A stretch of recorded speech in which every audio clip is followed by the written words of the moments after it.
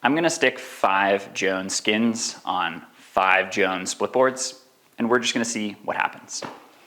My name's Max, I'm the Splitboard buyer at Alpenglow Sports, and I noticed something after sticking thousands of Jones skins on like just about every Jones boards that they make, which is a problem I called dimpling.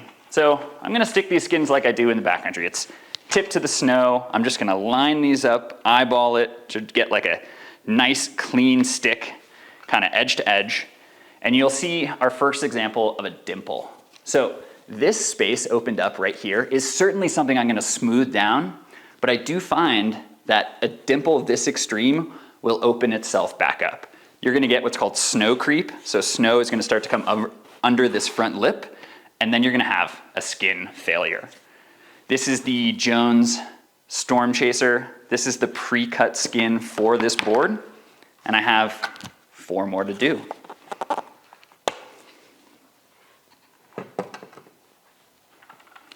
This is the Jones Stratos.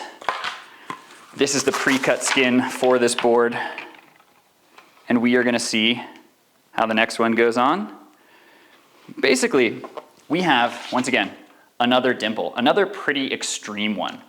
And I think the root cause of this problem is the approach angle of this tip clip. I'm calling it 35, if not 45 degrees. It's a pretty steep approach angle, and I think that makes dimples happen in ways that other skins don't. Now we have Jones Solution. This is the pre-cut skin for this board. My solution to this problem is actually using other brands' skins. This is really, it's really not pronounced, but we have a dimple here. And just that much of a dimple. Certainly, we're gonna smooth that out. We're gonna try and get better performance, but this is gonna open back up, and I've had many, many skin failures result from this issue. This is the ultralight butterfly split, an amazing board, but a very unique tip shape.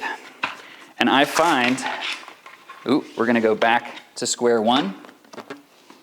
I find that this board was actually the board that helped me discover this problem.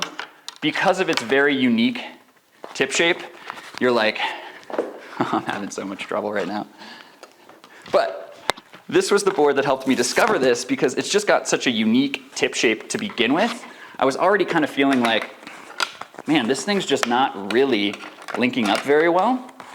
And then just sticking the skins, like the dimpling, is just, it's extreme on this board.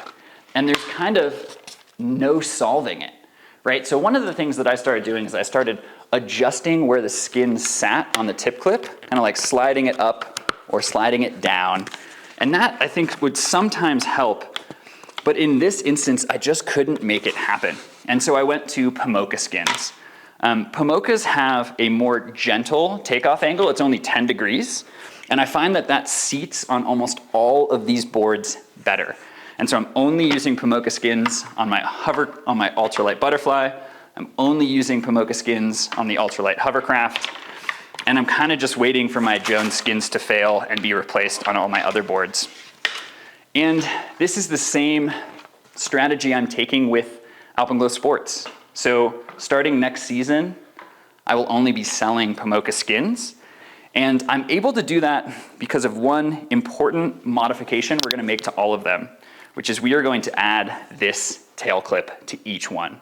If you have a Jones board, this thing is as good as it gets. This thing does not come loose. It makes a huge difference. And I've always found great performance out of this tail clip and kind of poor performance out of this tip clip.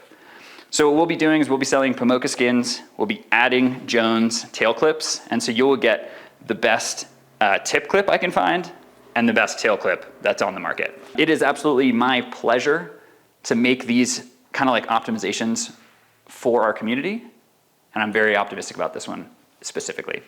So come get a board. Almost all of these boards are for sale at Alpenglow Sports.